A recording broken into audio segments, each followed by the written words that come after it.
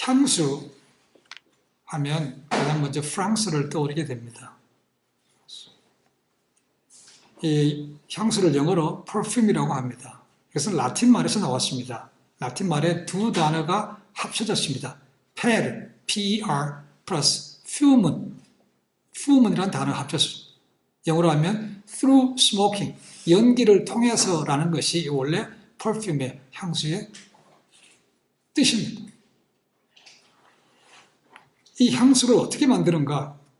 향내가 나는 물질들을 적당한 비율로 배합해서 거기다 알코올로 윤결을 해서 그 다음에 숙성시키고 냉동해서 여과시켜서 병에 담아서 화장품으로 제품화한다는 것이죠.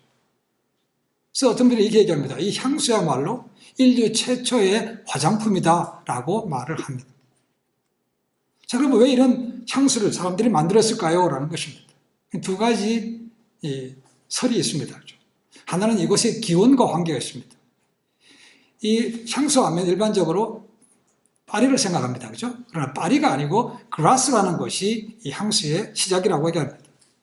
그럼 그라스에서 어떻게 시작했는가? 이 그라스라는 것은 스페인과 이태리에다가 가죽 제품을 팔아서 하는 상업과 공업의 도시였다는 거죠. 그러니까 가죽을 벗기고 하는 사람들이 이 가죽 냄새가 나면 골치가 아프대요. 냄새 싫기도 하고. 또 가죽을 실제로 가진 사람들도 가죽 냄새가 나기 때문에 불편한 게 많더라는 거죠. 그래서 어떻게 하면 이 가죽 냄새 좀 줄일까 해서 만들어낸 것이 향수라고 얘기합니다. 그래서 파리가 아니고 그라스라는 데가 이 향수의 프랑스의 시작이라고 말합니다. 가죽 냄새를 없애기 위해서. 또 하나의 설은 뭐냐 하면 이 게을은 귀족들 때문에 생겼다는 겁니다. 귀족들이 이 게을러가지고 잘 씻지를 않았대요. 씻지를 않으니까 몸에서 냄새가 나는 거죠. 그죠? 그래서 이 몸의 냄새를 어떻게 좀 지울까 하고 만드는 것이 향수라고 얘기합니다. 그래서 16세기에 루이 16세 때는 귀족들에게 있어서 향수는 필수품이 됐다고 말합니다. 그래서 더 그 어근을 올라가면 기원전 4,000년, 3,000년 정도의 애굽, 이집트에서 가장 먼저 이 향료가 개발이 됐다고 말을 합니다. 사람들이 우연히 나무를 태우는데 거기서 향료가 좋은 냄새가 나더라는 거죠.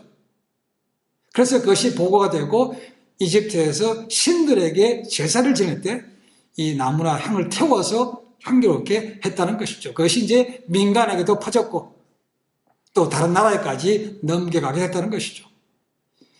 헬라라든가 로마 시대에는 이 군인들도 이 향수를 했다는 것이죠. 이 향수를 뿌리지 않으면 군인들이 전쟁터에 나갈 준비가 안 됐다 할 정도였다고 얘기합니다. 그렇게 가보면 싸지는 않습니다. 그죠? 향수라는 것이. 향수에 좋은 냄새가 나는 것은 분명합니다. 그러나 그것이 잘못되게 사용하면 골치가 아프고 오히려 악취가 날 수도 있다는 것이죠. 잘 씻지 않고 향수만 뿌린다고 그것이 좋은 냄새가 나겠습니까?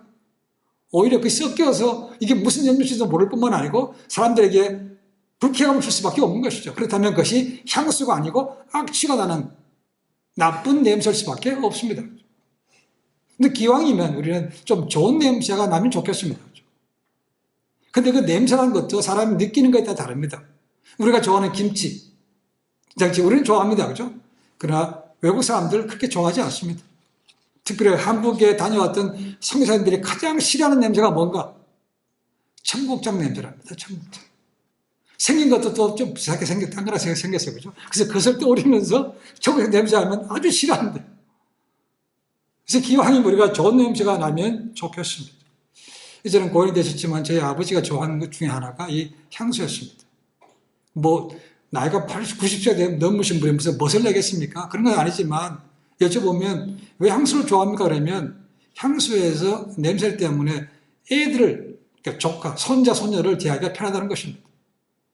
많은 경우에 손자, 손녀들이 할아버지, 할머니 앞에 잘 오기 싫어하는 것 중에 하나가 냄새 때문에 그렇다는 거죠. 목욕을 잘 안 하기도 하고 그러니까 냄새 난다는 것이죠. 그래서 향수를 뿌린다는 겁니다. 냄새라는 것이 꼭 몸에서 나는 것밖에 없겠습니까? 제가 조심하는 것 중에 하나는 입에서 나는, 우리 잘 느끼지 못하지만 입에서 나는 냄새가 굉장히 큽니다. 제가 신학교에 있을 때 그런 아주 설마 하는 얘기를 들은 적이 있습니다. 한 평신도 안수집사님인데 그분이 그렇게 얘기하시더라. 개인 석상에서. 한 번은 새벽 기도에 갔는데 목사님이 나오라고 했더니 안수기도를 주시라는 겁니다. 새벽 기도에, 그죠? 근데 그 이제 꾸러간 거 아닙니까? 그래서 목사님이 가까이에서 이제 안수하는데 졸도할 뻔했대요, 졸도할 뻔. 가까이서 기도하니까 그 입냄새가 너무 심해가지고 골치 아파 혼났대요. 그 기도 받는 것은 좋지만 냄새나는 거 얼마나 힘들겠습니까? 그래서 우리가 그런 것도 신경을 써서 가능하면 남에게 악취가 나지 않도록, 불쾌가 붙지 않도록 조심하는 것이 필요하다고 얘기해집니다. 성경에는 그런 냄새가 없습니까? 성경에도 좋은 냄새에 대해서 언급한 게 있습니다. 요한계시록 5장 8장에 보시면 성도들의 기도가 하나님께서 기뻐하는 향기라고 되어 있습니다. 향이라고 되어 있습니다. 그리고 고린도후서 2장 14절부터 16절을 보시면 그리스도를 아는 것이 냄새라고 표현되어 있습니다. 냄새. 그러니까 우리가 예수님을 구세주로 믿었다면 주님을 더 닮아갈 수 있는 좋은 냄새가 나야 되는 거죠. 그죠? 그리고 향기라고 얘기합니다. 그리스도를 닮은 향기가 나야 되는데 불행하게도 심지어 시간이 갈수록 교회 안에서 그런 사람들보다는 그렇지 않은 사람들, 좋은 냄새보다는 악취를 나는 사람들이 너무 많아졌습니다. 그런 사람들 때문에 하나님의 영광이 가려졌고 복음도 많이 막혔습니다. 그리고 무엇보다도 그런 악취가 나는 사람들 가운데 대부분들이 직분을 받은 사람들이라는 것이죠. 그래서 이렇게도 얘기합니다. 교회가 모든 비리의 몸통이다라고까지 합니다.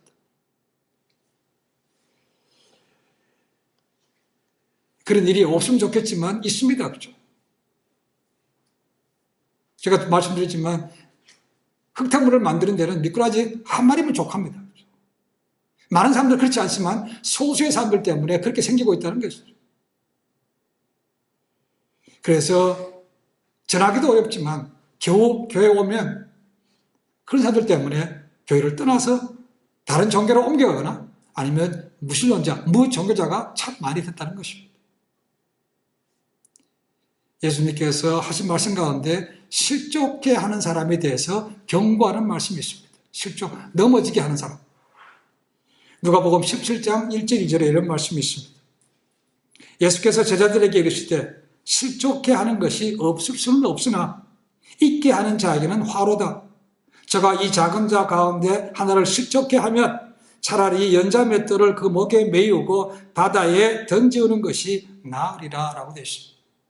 여기서 말하는 연자 맷돌이라는 것은 가정에서 하고 있는 조그마한 게 아니고 커머셜용입니다. 굉장히 큰 겁니다. 그걸 목에 걸고 물에 떠지면 떨어지지 못합니다. 그렇죠? 그냥 죽는다는 거죠. 그게 차라리 낫대요. 예수님을 믿으면 하나님의 아들, 딸이 돼서 좋은 냄새가 나야 되는데 악취가 나지 않도록 참 조심해야 됩니다. 오늘 왜 이렇게 냄새에 대해서 얘기하는가 하면 오늘 말씀 속에서 우리가 그런 것을 보기 때문에 그렇습니다. 아주 두 개의 대조적인 말씀이 나옵니다. 하나는 헌신의 아름다운 향기가 있고 또 한쪽에는 탐욕스러운 악취가 나는 냄새가 있다는 것입니다. 오늘 두 사람을 눈여겨보시면 좋겠습니다. 한 사람은 마리아고 또 한 사람은 가룟 유다입니다. 자, 오늘의 본문의 배경입니다. 자, 이 요한복음에서 12장부터는 이제 굉장히 중요한 부분으로 들어갑니다. 이 12장부터 예수님의 마지막 한 주가 시작되는 것이 언급되어 있습니다. 예수님의 공생의 3년이라고 칩시다. 그죠? 그러면 3년 동안 한 분량이 1장부터 11장까지입니다. 그죠? 그리고 남은 한 주간의 삶이 기록된 것이 12장부터 21장까지입니다. 무려 10장이 할애됐다는 것이죠. 그만큼 예수님 마지막 한 주간은 중요하다는 것을 사도 요한은 우리에게 알려주고 있습니다. 자, 이 때가 언제라고 됐습니까? 이스라엘의 중요한 절기 가운데 하나는 유월절을 엿새 앞둔 날이라고 되어 있습니다. 자, 유월절이 시작되는 날이 일반적으로 목요일입니다. 그렇죠? 목요일 저녁부터는 시작되는 것이죠. 그리고 금요일 예수님께서 이제 십자가에 달려가는 것이죠. 그것을 거슬러서 6일째가 되는 날은 안식일입니다. 토요일입니다. 그러니까 토요일은 일을 못하죠. 그러니까 안식일 날 모든 과정이 끝났던 저녁 6시 이후에 어느 때라고 얘기해집니다. 장소는 어디라고 되어 있습니까? 베단이라고 되어 있습니다. 베다니 그걸 잘한 대로 마리아와 마르다, 나사로가 있는 그 가정이 있는 그곳이라는 것이죠. 예수님께서 유월절 엿새 전에 이곳으로 다시 오셨다는 겁니다. 자, 그러면 이곳에 오셨다는 것은 지금까지는 이곳에 계시지 않았다는 말이 나옵니다. 그렇죠? 어디 계셨습니까? 우리가 11장 마지막에 보시면 예수님께서 예수님을 잡아다 죽이려고 하는 얘기를 쓰는 날, 그날부터 다시 에브라임 근처에 광야로 오셨다고 되어 있습니다. 거기 계시다가 다시 베다니로 6일 전에 오셨다는 겁니다. 자, 이것이 무슨 일이 생겼습니까? 여기서 이제 놀란 일이 생깁니다. 자, 우리 본문에는, 오늘 본문을 보시면 요한복음에는 그냥 베다니라고만 되어 있습니다. 누구 집이라고 표현되어 있지는 않습니다. 그죠? 그런데 다른 복음서를 보시면 그 장소가 어딘지 나옵니다. 네 복음서 곰이 향유를 붓는 사건이 기록되어 있습니다. 그런데 누가복음은 마지막 한 주간 때가 아니고 사역 초기에 나옵니다. 누가복음 7장에 나옵니다. 그러니까 그 사건은 오늘 본문과 다른 사건입니다. 나머지 마태복음, 마가복음, 요한복음은 똑같은 사건을 다른 각도에서 말씀해 주고 있습니다. 특히 마가복음을 보시면 이 오늘 있었던 장소가 문둥이 시몬의 집이라고 되어 있습니다. 자, 여기서 이제 학자들은 이 문둥이 시몬이 나사로인가 아닌가 견해 차이는 있습니다. 예수님께서 어떻게 마리아와 마르다 가정과 연결되는지 나오지 않습니다. 그럼 어쩌면 그것을 연결시켜 본다면 여기 나오는 시몬이 만약에 나사로가 맞다면 문둥병을 걸렸다가 예수님께서 치유짐을 통해서 그렇게 관계가 맺어졌다고 보는 것도 괜찮은 생각이라고 얘기해 줍니다. 그래서 성경은 우리에게 정확하게 말하고 있지 않습니다. 어쨌거나 문둥이 시몬의 집에서 잔치가 벌어졌다는 것이죠. 주빈은 누굽니까? 당연히 예수님이죠. 그리고 죽었다가 다시 살아났던 나사로도 예수님 오른쪽에 앉아 있습니다. 그리고 일하기 좋아하는 마르다, 늘 어디 가면 일하기가 바쁜 마르다도 있고, 그 다음에 마리아가 나옵니다. 자, 이 일반적으로 유대인의 잔치집에 가면 그 초청한 가정이 귀빈에다가 머리에 향유를 붓는다고 했습니다. 머리에다 아주 냄새나게 귀빈이라는 것입니다. 오늘 또 말씀 예수님께서 귀빈이기 때문에 거기서 예수님께 부어드린 것을 볼 수가 있습니다. 자, 누구라고 되어 있습니까? 오늘 예수님의 향유를 부은 여자가 마리아라고 되어 있습니다. 마리아. 마리아가 향유를 붓는데 그 향유가 뭐라고 나옵니까? 순전한 나드 한 근이라고 되어 있습니다. 이 나드라는 것은 인도, 네팔, 부탄 지역에 거기에 히말라야 산맥이 있습니다. 그 히말라야 산맥에 3,500m 이상 되는 고지대에서만 나는 것이라는 거죠. 그러니까 거리도 굉장히 멉니다. 그렇죠? 높은 지대에 있습니다. 그러니까 굉장히 비싼 것은 분명히 맞습니다. 이 한 근이라는 것은 요즘으로 무게를 환산하면 340g 정도가 된다고 해요. 굉장히 많은 것입니다. 근데 가격이 얼마인가? 300데나리온이래요. 300데나리온. 자, 한 데나리온은 요즘 얘기하면 노가다 해서 벌 수 있는 일당입니다. 산업 나가서 하루 종일 일하고 받는 임금이 한 데나리온입니다. 오늘날 한국에 가면 하루 일당이 한 10만 원 넘는다고 얘기합니다. 좀 기술이 있으면 15만 원. 근데 그것도 사람이 없답니다. 좀 적게 잡아서 한 8만 원 잡아봅시다. 8만 원 잡으면 300데나리온은 얼마입니까? 2,400만 원이에요. 향수가 엄청나게 비싼 겁니다. 그죠? 자기가 결혼할 때 하려고 하는지 모르지만 어쨌거나 그 귀한 것을 갖다가 예수님께 부었다는 겁니다. 어디에다 부었습니까? 머리에다 부었습니까? 아닙니다. 팔에다 부었대요. 와, 그 비싼 향, 그 비싼 향료를 갖다가 쫙 했으니까 온 집안에, 이 잔치 집안에 향내가 가득했다는 것입니다. 여러분, 우리 참기름 몇 방울 떨어뜨려도 집안에 고산 냄새 나는데, 그죠? 이 많은, 이 비싼 향료를 갖다가 부었으니까 온 집안이 그냥 향내로 진동하는 것이죠. 모든 사람이 기뻐하고 즐거워합니다. 야, 그리고 사람들이 오늘 끝에 말씀 보니까 죽었던 나사로, 주인공은 예수님입니다. 그죠? 플러스, 야, 나사로가 죽었다는데 저 사람 맞아? 구경하러 나사로 온 사람도 있다는 것이죠. 많은 사람이 봤을 때 다 즐거워하고 기뻤다는 것이죠. 그런데 딱 한 사람, 마음에 안 드는 사람이 있습니다. 그죠? 누굽니까? 가룟 유다라고 되어 있습니다. 그래서 이런 말 하죠. 야, 그거 팔아다가 가난한 사람들에게 주지라고 얘기합니다. 말은 맞는 말입니다. 그죠? 지금까지 예수님의 공적인 사역을 보시면 고아와 죄인들과 나그네들 이런 사람들을 위해서 병을 고쳐주시고 귀신을 쫓아내시고 또 뭘 고치셨던 그런 삶입니다. 굉장히 건면하고 검소했던 그리고 다른 사람 도와주는 그런 구제 역할을 한 것이 맞죠. 그것과 맞춰본다면 이 유다가 한 말은 틀린 말이 아닙니다. 그죠? 그런데 사도 요한은 뭐라고 말합니까? 저거 거짓말이라는 것이죠. 그러면서 사도 요한은 마태나 마가는 누가 말하고 있지 않습니다. 요한은 그 사람이 가룟 유다라는 것을 분명히 찝어서 말하고 있고 유다 앞에 수식어가 붙었습니다. 뭐라고 했습니까? 주를 팔아버린 사람이죠. 또 뒤에 나온 건 뭡니까? 도적이라고 얘기하고 있다는 거예요. 도적. 자, 가룟 유다가 예수님 12제자 가운데 직책이 뭔가? 요즘 얘기하면 회개입니다. 재정을 만나겠습니다. 자, 예수님께서 어디 가셨든지 간에 병자를 고쳐주고 돈을 바라고 한 것은 아닙니다. 그렇죠? 귀신 쫓아내주고 하다 보면 거기서 감동해서 물질을 주는 사람도 있고 음식을 섬기는 사람도 많았습니다. 그렇죠? 그래서 관리한 사람이 필요한 것이죠. 아마 거기서 가룟 유다가 재정을, 회계를 맡았다는 거죠. 그러니까 머리가 잘 돌아가는 거죠. 그런데 사도 요한은 유다를 뭐라고 말하고 있습니까? 도둑이래요, 도둑. 그가 도둑이라 라고 말하고 있는데 이 동사가 뭐로 되는가 하면 미래 완료로 되어 있습니다. 미래 완료라는 것은 과거 어느 때부터 지금까지 그 도둑질하는 것이 지속되어 왔다는 것입니다. 그러니까 예수님을 만나고 회개를 맡은 이후부터 지금까지 계속해서 하나님의 맡긴 돈을 훔쳐갔다는 것이죠. 그러니까 지금 가룟 유다가 야, 그거 팔아서 가난한 자들에게 나눠주지 라고 말한 것은 실제로 그렇게 하겠다는 것이 아니고 야, 네가 돈 팔아서 300데나리를 내한테 갖다 맡겼으면 내가 좀 빙땅 칠 수 있는데 그 말입니다. 그게 아쉽기 때문에 야, 그렇게 얘기한 것이죠. 그래서 사도 요한은 그것을 집어서 말하고 있는 것이죠. 마리아는 자기 가진 것 중에 가장 귀한 것을 깨뜨려서 주님께 발안해 드렸습니다. 발에 볼 뿐 아니고 그 자기의 머리카락을 통해서 머리카락을 부은 향유를 씻어서 깨끗하게 했다는 것이죠.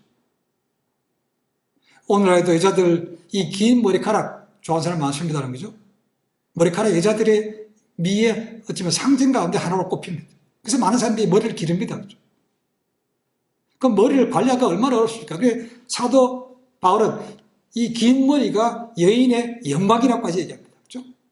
머리 짧은 것은 좋지 않다. 여자는 머리를 길러야 되는 것이고 반면에 남자는 머리를 짧아야 된다고 말하고 있습니다. 그래서 그 당시에 유대인의 풍습이었다는 거죠.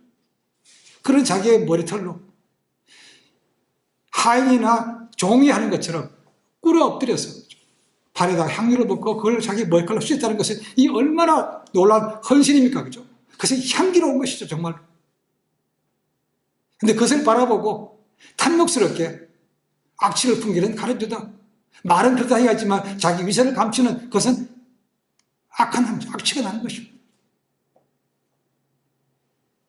유다가 그렇게 말하게 예수께서 말씀하십니다. 놔두라. 마리아는 내 장례를 준비했다고 말하고 있습니다. 물론 마리아가 예수님께서 곧 돌아가신다는 것을 깨닫지 못합니다. 그죠? 언젠가는 하게 된다고 생각해서 지금 그렇게 한 것이니까 놔두라. 그렇게 얘기합니다. 요한은 그렇게 끝납니다. 그런데 다른 복음서를 보시면 예수님께서 굉장히 칭찬한 말씀이 있습니다. 마가복음 14장 9절을 보시면 이렇게 됐습니다. 내가 진실로 너에게 이르노니 온 천하에 어디서든지 복음이 전파되는 곳에는 이 여자의 행한 일도 말하여 저를 기념하라. 복음이 전파되는 곳마다 이 마리아가 했던 이 헌신도 반드시 언급을 하고 기억하라고 얘기하고 있다는 것입니다. 대단한 것을 했다는 것입니다. 그렇죠? 귀한 헌신이라는 것입니다. 정말 향기로운 그런 삶이었다고 얘기를 한 것이죠. 그러면서 예수님께 뭡니까? 가난한 자들은 항상 너희와 함께 있지만 나는 너희와 항상 있는 것이 아니라는 거죠. 기회가 왔다는 것입니다.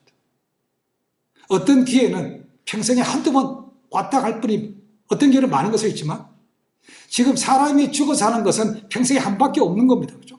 그것을 마리아는 잡았고 자기의 가장 귀한 것을 들여서 예수님의 장례를 준비했다는 것이죠. 그런 의미에서 이 마리아가 한 헌신은 대단한 거니까 기억하라.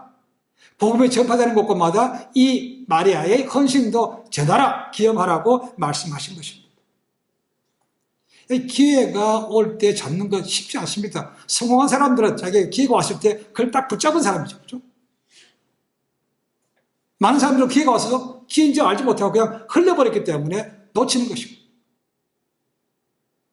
마리아는 잘 알지 못했지만 주님을 향한 그 뜨거운 열정 때문에 가장 귀한 것을 깨뜨려서 주 앞에 드린 것이죠. 예수님께서 그걸 보시고 그래, 마리아가 잘했다, 내 장례를 준비했다고 칭찬한 것입니다. 여러분, 기회가 왔을 때 잡는 거 참 중요합니다. 지금도 마귀는 우리가 기회가 왔을 때 일을 하지 못하게 만듭니다. 뭡니까? 지금 하지 마. 지금 네가 바쁘잖아. 나중에 바쁘지 않으면 해. 지금 네 건강도 별로 안 좋은데 뭐해. 건강 좋아지면 해. 지금 사업하 힘들잖아. 사업 나아지면 해. 지금 자식들 이렇게 많아. 자식들 다 졸업하고 시집 보내고 나면 그때 가서 해. 점점 미루게 만든다는 것이죠. 그리고 나중 되면 하고 싶은데 하지 못하게 만드는 것이 이 마귀의 전략입니다. 그러니까 미루면 안 되는 것이죠. 근데 마리아는 기회가 왔을 때 잡았다는 것입니다. 그래서 칭찬받을 뿐만 아니고 복음이 전파되는 곳마다 마리아 하늘도 기억되게 됐으니 이게 얼마나 큰 일입니까? 배가 아파하는 시몬, 비교가 됩니다. 그렇죠? 한쪽은 향기가 나고 한쪽은 악취가 납니다. 자, 그럼 한번 생각해 봅니다. 그러면 이 2,400만 원 보다 훨씬 더 빛도는 향유를 어떻게 해서 마리아는 깨뜨려서 주님 발에 부었을까라는 겁니다. 다른 복음서를 보시면 이 마리아는 이 마르다하고 달랐습니다. 그렇죠? 마르다는 늘 어디 가든 일하는 여자였습니다. 섬기는 거, 부엌에 가서 일하고 뭐 하여튼 일합니다. 그렇죠? 근데 마리아는 그렇지 않았습니다. 그렇죠? 마리아는 주님께서 오시면 항상 뭐 했습니까? 발 앞에 앉아서 주님의 말씀을 들었다는 거죠. 헌신을 언제라도 할 수 있습니다. 그죠? 그러나 주님께서 왔다 가시는 그때만 말씀을 들을 수밖에 기회가 없는 거죠. 그래서 말씀을 듣겠다고 늘 마리아는 그 말씀을 듣겠다고 앞에 앉았다는 겁니다. 그래서 마르다는 더 불편하죠. 그죠? 쟤는 일해야 되는데, 나는 지금 이렇게 열심히 일하고 있는데 쟤는 말씀 듣고 있네? 주님, 쟤 보고 앉아있지 말고 나와서 나 좀 도와주라고 말씀을 주십시오라는 것도 다른 복음서에 포함되어 있습니다. 그죠? 그러니까 마리아는 늘 주님의 말씀의 은혜를 받았다는 겁니다. 말씀이 은혜의 시작이었다는 겁니다. 그래서 늘 말씀을 듣고 그렇게 하다 보니까 또한 나사로에 늘 기적을 보게 됐으니까 가장 귀한 것을 깨뜨려서 드릴 수가 있었다는 것이죠. 은혜가 참 중요하다는 것입니다. 은혜.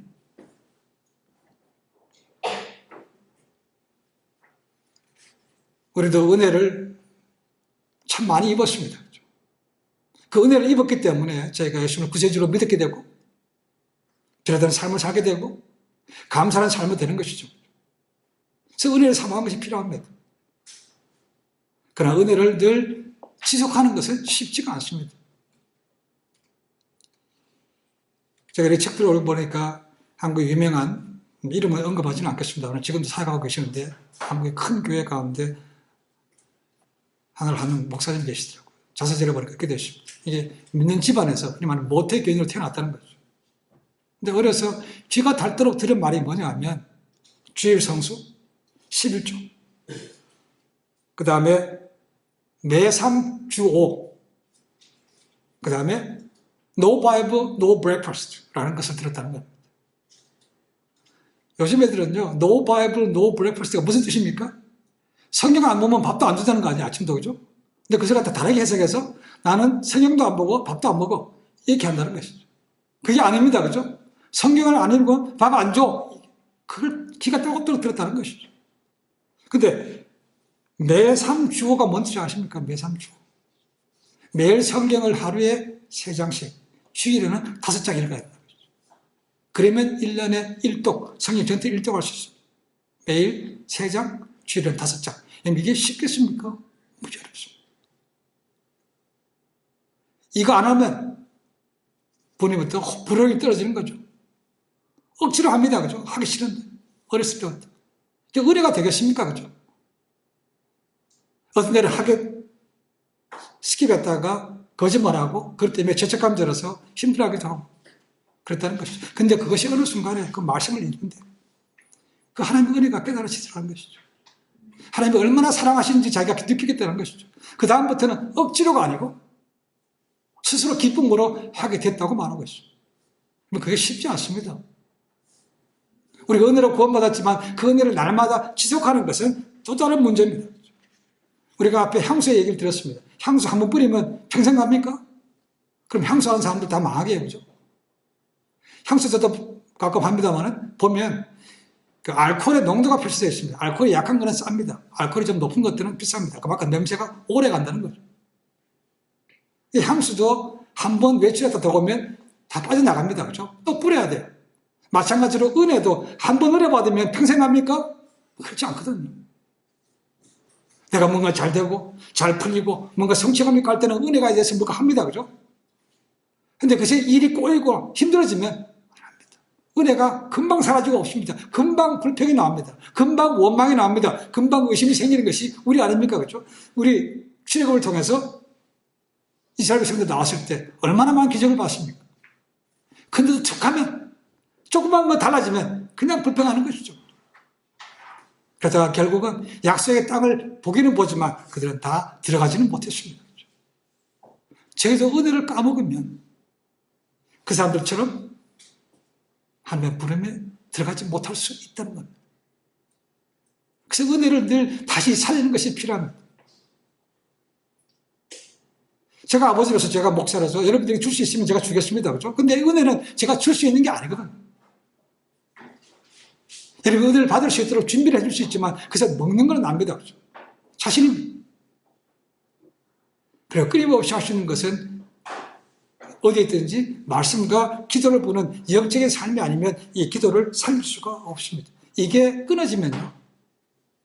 결국은 향기가 나다가도 때로는 악취가 날 수밖에 없는 거죠. 연세가 드신 분들 가운데 이 손이 펴지지 않고 자꾸 꼬부라진 사람들이 있습니다. 이거는 약으로도 의사도 되는데 약으로나 아니면 뭐 수술로도 이 손이 펴지지 않는다고 얘기합니다. 근데 이렇게 그렇게 피려고 했던 이 손이요. 지금 어떻게 됩니까? 그냥 펴집니다.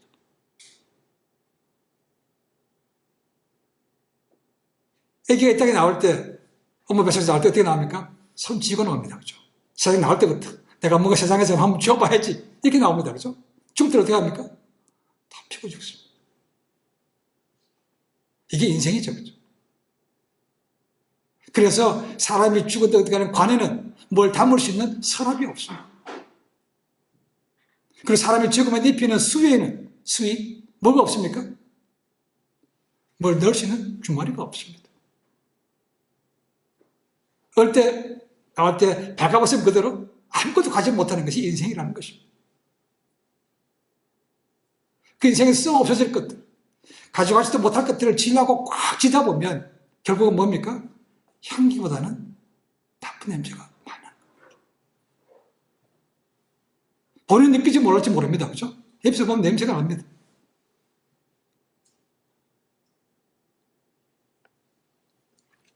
은혜가 참 중요합니다. 여러분, 은혜를 받으면요.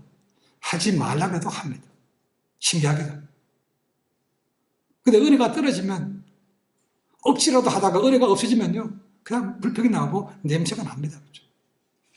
주변 사람들까지 불편하게 만들고 관계도 깨지게 만드는 것이 이게 참 은혜입니다. 그래서 은혜를 사모하고 은혜를 어떻게 채워갈 것인가 똑같지 않습니다. 사람마다 다릅니다. 그죠? 내가 빨리 은혜를 회복할 수 있는 길을 여러분 스스로 갖고 있어야 됩니다. 그죠? 백업 시스템을 갖고 있어야 내가 떨어질 때, 믿음이 떨어질 때, 영역이 떨어질 때 다시 갈 수 있는 거죠. 그죠? 모세의 마지막 고별 설교가 신명기입니다. 약속은 받았습니다. 40년 동안 고생해서 약속의 땅을 눈앞에 보고 있습니다. 근데 못 들어간대요. 그 약속의 땅을 바라보면서 이제 들어갈 광야 2세대들에게 주시는 말씀이 신명기입니다. 뭡니까? 너희가 하나님께 하신 일을 기억하라는 것입니다. 기억하라. 한마디로 얘기하면 그렇습니다. 기억하라. 너희 부모 봐라. 그렇게 은혜 받고도 불평했다가 다 죽고 못 들어가지 않냐. 여호수아와 갈렙백으로 못 들어갔습니다. 하나님께서 광야 동안 너희가 만나를 모르시고 물을 먹이신 것을, 너를 보한 것을 기억하라는 것입니다. 우리가 힘들 때 현실을 바라보면 힘듭니다. 그렇죠? 다시 과거로 돌아가시면 됩니다. 내가 얼마나 은혜 입은 자인가, 내가 얼마나 하나님께 사랑받은 자, 그것을 알 수 있도록 돌아가야 됩니다. 체험한 것이 있다면 체험 기억하면 좋겠습니다. 근데 체험이 없으면 돌아갈 일이 참 없죠. 그죠? 말씀을 읽어도 말씀이 은혜가 안 되면 뭐라고 우리가 은혜를 뺏어갈 수 있겠습니까? 사모하셔야 됩니다.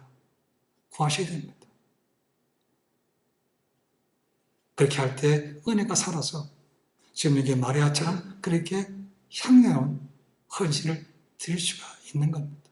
그렇지 않으면 뭡니까? 늘 주님을 따라다녔지만, 함께 일했지만, 탐욕으로 같이 살던 악취가 나는 가룟 유다가 될 수도 있습니다.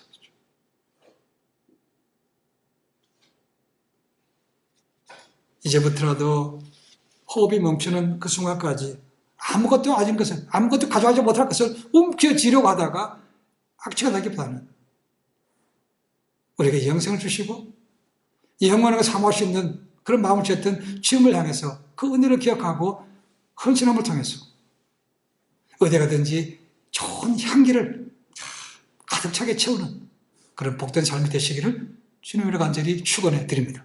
기도하겠습니다.